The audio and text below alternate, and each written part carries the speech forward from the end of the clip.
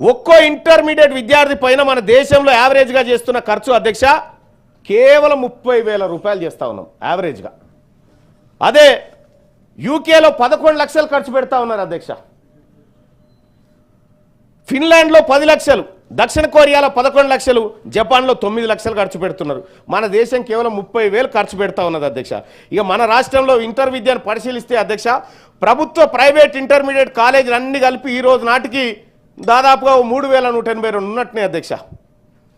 అందులో government 1,832, private 1,350 ఉన్నట్టుగా తెలుస్తూ ఉంది అధ్యక్ష. ఈ ప్రభుత్వం చేత నిర్వహించబడుతున్నటువంటి కాలేజీల్లో కేవలం 3,18,093 మంది కనిపిస్తూ ఉన్నారు అధ్యక్ష. ప్రైవేట్ జూనియర్ కాలేజీలో 6,37,000 మంది కనిపిస్తూ ఉన్నారు. ఈ గవర్నమెంట్ జూనియర్ కాలేజీ కంటే ప్రైవేట్ జూనియర్ కాలేజీలో అత్యధికంగా డబుల్ అందులోనే చదువుతూ ఉన్నారు అధ్యక్ష.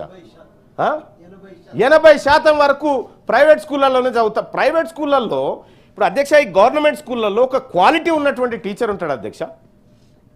అన్ని అర్హతలు ఉన్నటువంటి టీచర్ ఈ గవర్నమెంట్ స్కూళ్ళల్లో గవర్నమెంట్ విద్యా వ్యవస్థలో మనం పెట్టిన తర్వాత కూడా మరి ఎందుకు ప్రైవేట్ వైపు తల్లిదండ్రులు మొగ్గు చూపుతా ఉన్నారు? అంటే మన నిర్వహణ లోపమా, ప్రభుత్వాన్ని పాలకుల నిర్వహణ లోపమా, లేకపోతే ప్రైవేట్ గుత్తాధిపత్యమా? ఇది తేలాల్సినటువంటి అంశం అధ్యక్ష.